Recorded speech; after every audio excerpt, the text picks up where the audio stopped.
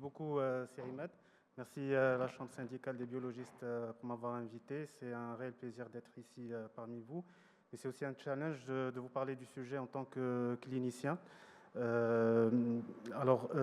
Effectivement, donc les valeurs de référence de l'hémogramme, est-ce qu'on peut avoir des valeurs de référence nationales avant donc de répondre à la question, voyons ce que c'est, ce qu'on veut dire par valeur de référence.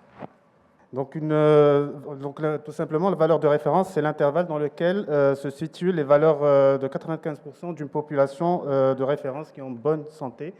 Autrement dit, lorsqu'on prélève un sujet sain, donc on a 95% de chances que ces valeurs se trouvent dans l'intervalle de référence qu'on a défini. Quel est l'intérêt? Alors, l'intérêt, c'est tout d'abord, ils ont un intérêt diagnostique, puisqu'on a des seuils diagnostiques pour retenir certaines pathologies. On a besoin aussi de comparer les valeurs obtenues chez les patients par rapport au sujet sain. Et aussi, en tant que clinicien, donc on a besoin aussi de prendre des décisions.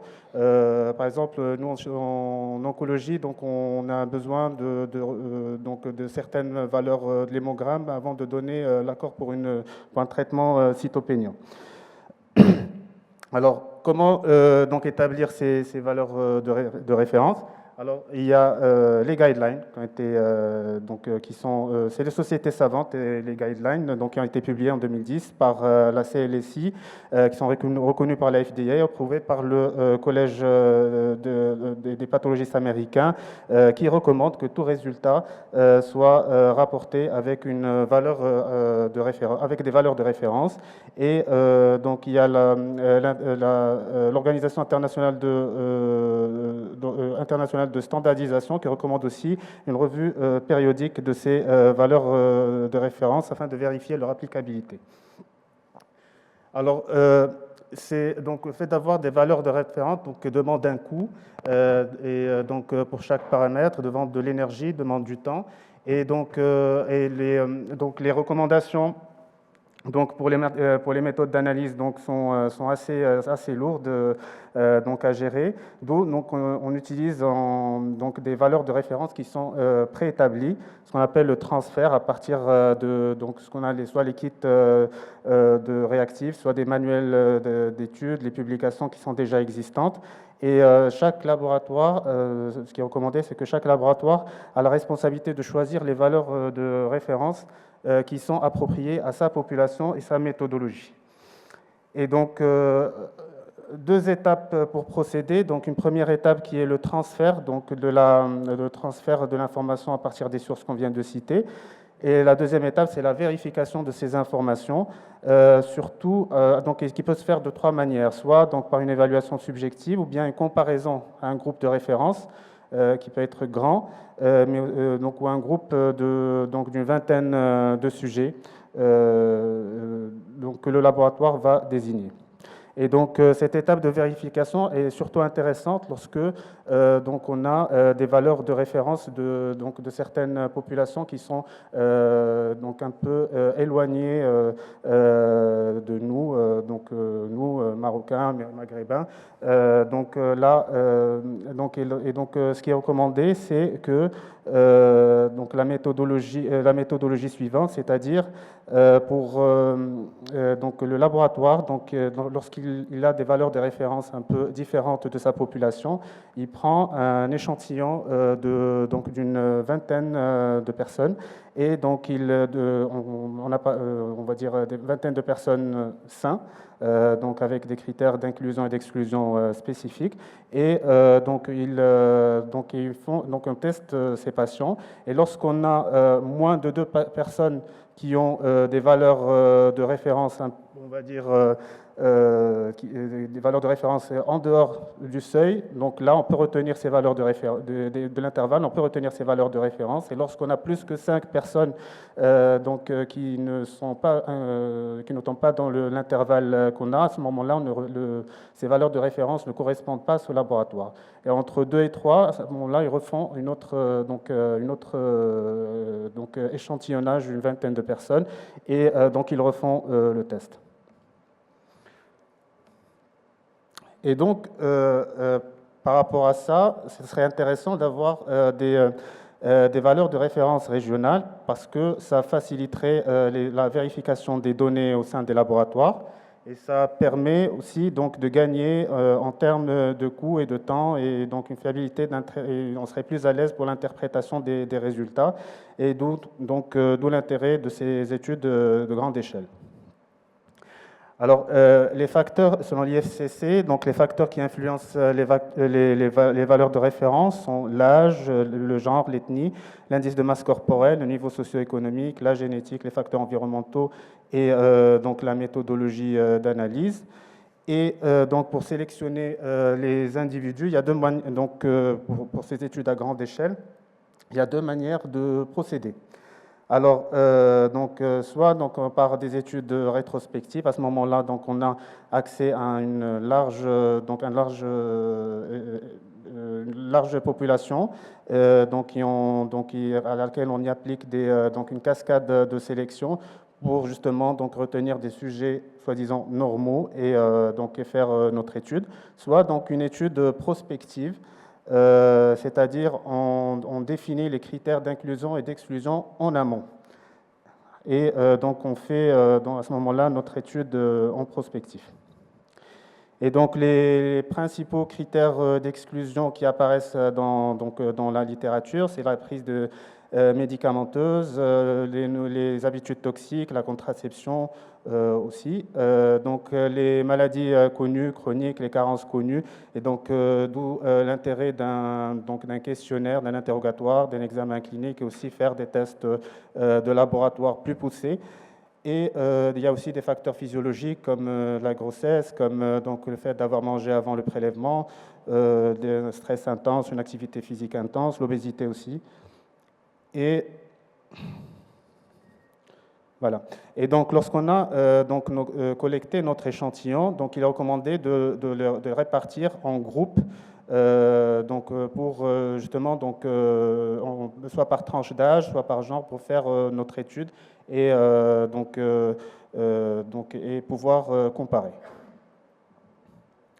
Alors, qu'en est-il de l'hémogramme? Donc, l'hémogramme, comme vous savez, ça représente 80% des outils, des investigations au laboratoire en pratique courante. C'est un outil qui est simple, mais qui est très, très important pour que ce soit pour le diagnostic, mais aussi il a des implications thérapeutiques. Et plusieurs études avaient montré, ont montré plutôt la variabilité des valeurs de référence d'une population à une autre. Et donc au Maroc, on utilise toujours les valeurs de référence qui soient dans les kits de réactifs ou bien ceux de les données de la littérature. Et nous avions fait, en 2013, nous avons réalisé notre étude et à l'époque, on n'avait pas trouvé de publication au Maroc concernant les valeurs de référence de notre population marocaine. Et donc, c'est à ce moment-là que nous avons, en collaboration avec le Centre régional transfusion sanguine de Casablanca, le laboratoire de biostatistique, le laboratoire aussi de biologie. Donc, nous avons pu mener cette étude. Et donc, comment on a procédé? On a collecté 300 donneurs volontaires au Centre régional de transfusion sanguine de Casablanca. On a pris ceux qui avaient un âge entre 18 et 45 ans, donc des deux sexes, en apparence sain, qui soient non fumeurs, non hénoliques. Et donc, on a posé des questions pour voir un peu leur antécédent, hématologique ou autre. S'ils prenaient des médicaments. En dehors, chez les femmes, on a tenu à ce que on prenne que celles qui n'étaient pas en période de menstruation. Et sachant qu'au niveau du Centre régional de transfusion sanguine, avant qu'ils rentrent dans la salle de prélèvement, déjà, il y avait une checklist que le médecin d'accueil vérifiait pour voir s'il n'y a pas de contre-indication aux dons de sang. Et donc en plus voilà, donc toutes les personnes qui étaient donneuses de sang donc avaient bénéficié d'autres prélèvements, donc des sérologies BCHIV, donc sérologie syphilis, et donc on a eu leur consentement oral pour prélever un tube supplémentaire au DTA qu'on a fait envoyé au laboratoire. Donc on a eu la chance que le laboratoire soit à proximité du centre de transfusion, donc c'était plus facile pour nous d'acheminer les résultats, et plutôt les prélèvements. Et au niveau du laboratoire, donc on a analysé les paramètres pour chaque lignée, donc pour les globules rouges, les globules blancs et les plaquettes, avec un contrôle au frottis sanguin coloré au MGG lorsque on avait des alarmes. Voilà. Et donc après, donc, il y a donc l'étude analytique qu'on a menée avec le logiciel EpiInfo. Donc pour comparer, donc on a utilisé le test T. Donc une différence était statistiquement significative pour un petit p inférieur à 0,05. Et nos résultats, donc sur les 300 donneurs, donc on a pu retenir 284 personnes, suite à des anomalies constatées donc sur le frottis sanguin. Essentiellement, c'était des anomalies des globules rouges. Et donc nos résultats. Alors, pointeur.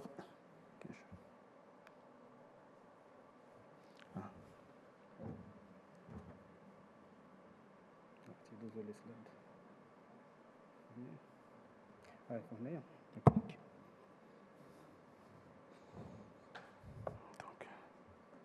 Excusez-moi. Et donc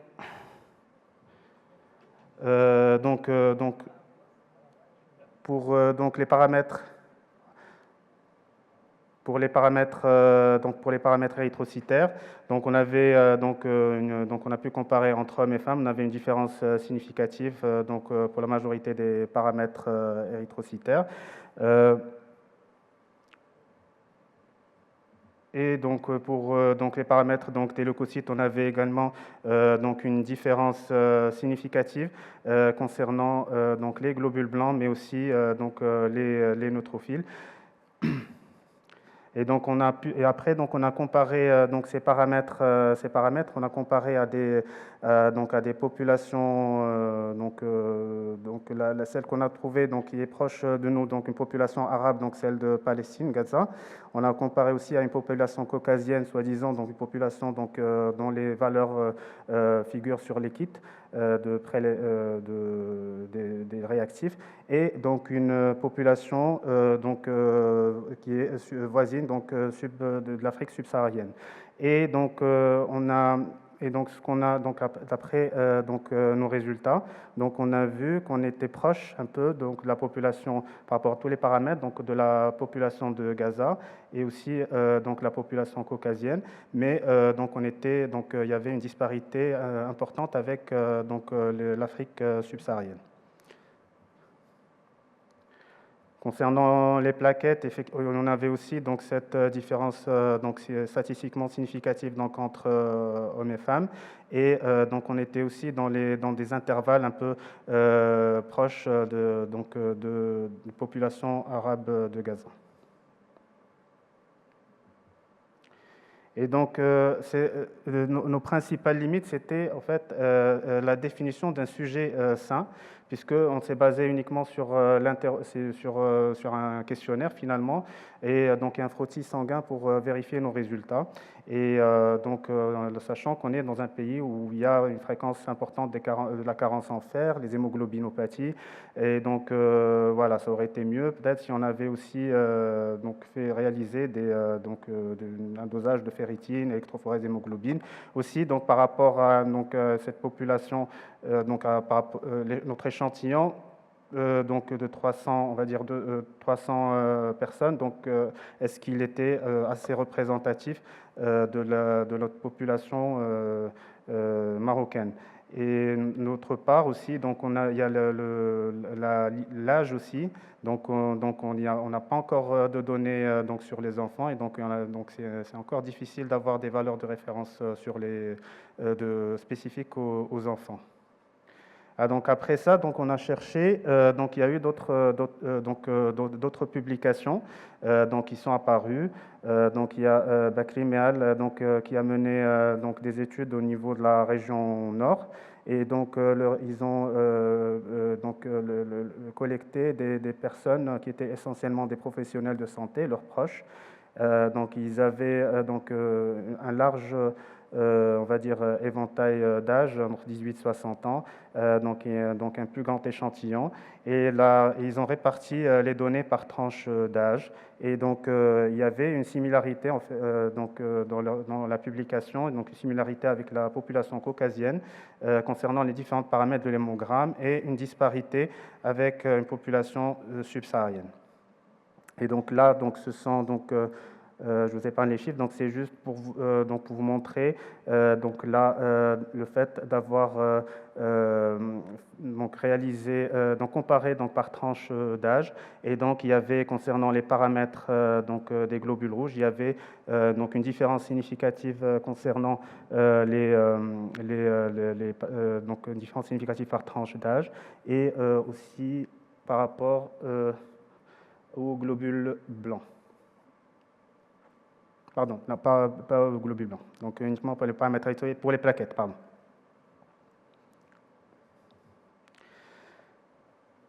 Donc là, il a fait aussi donc une comparaison par genre, donc homme-femme. Donc et la différence était statistiquement significative donc par rapport aux différents paramètres. Majorité des paramètres donc érythrocytaires.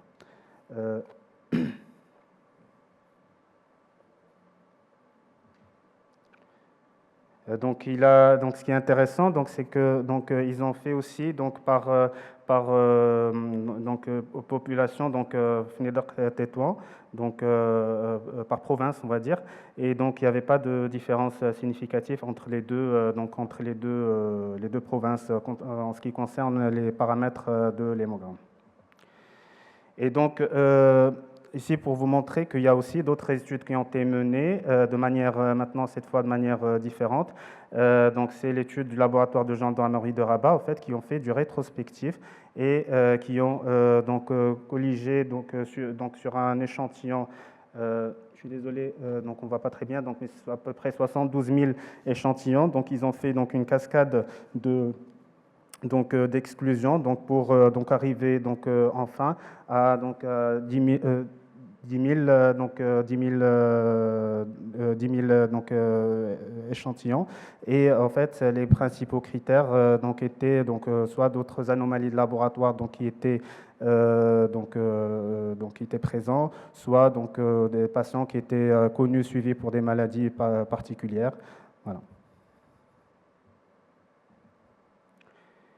Et ici, sont les résultats qu'ils ont obtenus. Et ils se sont comparés, au fait, les résultats obtenus, ils se sont comparés à la publication qui a été faite au nord.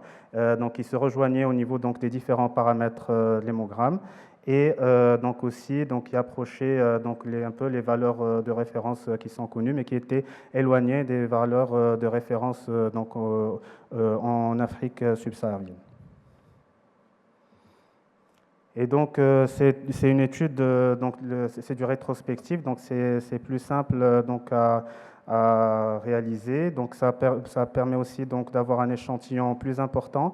Mais est-ce qu'on a vraiment toutes les données cliniques concernant les patients qu'on a retenus? Et c'est unicentrique. Donc là, une autre manière de procéder, une publication qui a été faite en Afrique subsaharienne, et c'est en fait une méta-analyse de PubMed sur les différentes publications qui ont été réalisées entre 2020 et 2021 concernant les valeurs de référence des populations régionales. Et Et donc sur 2000 abstracts, donc ils ont retenu 144, puis à la mise à jour on a ajouté 30. Et aussi donc ils ont pu exclure on va dire des abstracts qui n'étaient pas pertinents, ou bien avec des données anciennes, donc pour arriver à 80 manuscrits inclus. Et donc, leurs données, donc ils ont conclu à des données qui étaient assez hétérogènes entre les différentes régions. Pas de corrélation donc, avec les populations européennes et nord-américaines, sauf donc, une publication sud-africaine donc, qui a prouvé les valeurs de référence, on va dire, occidentales. Et donc, il recommande après de réaliser d'autres études et d'inclure aussi les données génétiques maintenant avec la disponibilité des datas sur les génomes qui se fait de plus en plus. Voilà donc pour l'hémogramme. On m'a demandé de parler un peu aussi de la TSH. Je n'ai pas trouvé de publication donc sur les valeurs seuil de la TSH normale, donc c'est chez une population normale ici au Maroc. Alors l'IFCC et les CLSI stipulent que la TSH est influencée par des facteurs comme l'âge, le genre, les apports d'iode et l'origine géographique. J'ai trouvé donc une étude qui a été faite en Inde sur 217 patients où les critères d'inclusion étaient un âge de 18 à 60 ans, bien portant en euthyroïdie, et donc ils ont exclu les patients avec des antécédents médicaux, maladies chroniques, des anticorps anti-TPO, thyroglobuline qui étaient positifs, endocrinopathie, etc. Et donc là, en haut, vous avez les valeurs de référence des kits de réactifs qu'ils avaient. Et donc là, les données qu'ils ont pu colliger. Et donc, il y avait une différence entre les intervalles sur les kits et donc les valeurs qu'ils ont pu trouver au niveau ce qui concerne la TSH. Et donc là, c'est une étude qui est aussi critiquable par rapport à la taille de l'échantillon. Et peut-être ces patients aussi devaient bénéficier d'une échographie thyroïdienne pour mieux pour mieux cerner le sujet. Une autre étude a été faite en Irak cette fois, c'est du rétrospectif, sur 47 000 prélèvements de TSH. Ils ont fait là aussi une cascade de sélection pour arriver à 10 000 TSH, en excluant les personnes qui avaient des soucis de santé. Et c'est une étude qui a conclu à ce que ces valeurs de référence des kits n'étaient pas applicables à la population irakienne. Qu'en est-il de la vitamine D? Alors, non plus, je n'ai pas trouvé de publication sur les valeurs de référence de la vitamine D au Maroc. Par contre, il y a la vitamine D, elle a une particularité, c'est qu'il n'y a pas de consensus déjà sur le taux optimal. Donc, il y a les différentes sociétés savantes. Chacune a des valeurs, adopte ses valeurs seuil propres à elle. D'une part aussi, il y a même en Australie, ils adoptent des valeurs de référence en fonction de la saison. Et aussi, il y a les techniques de réalisation de la vitamine D aussi qui sont différentes. La méthode immunologique qui est plus simple, mais c'est des anticorps et ils peuvent différer d'un laboratoire à un autre. Et aussi, il y a les interférences. La méthode séparative, mais spectrophotométrique, qui se trouve dans des grands laboratoires. Voilà, et ce qu'on a peut-être trouvé comme étude au Maroc, c'est l'étude de prévalence de l'hypovitaminose D au Maroc, qui serait liée à plusieurs facteurs, l'âge, le style vestimentaire, l'exposition au soleil, etc. Et avant de conclure, je voudrais remercier mes amis du laboratoire, du centre transfusion, qui ont qui m'ont beaucoup aidé pour la réalisation du travail qu'on avait fait. Et donc ça m'a rappelé de bons souvenirs. Voilà, je les remercie énormément et je vous remercie aussi pour votre attention.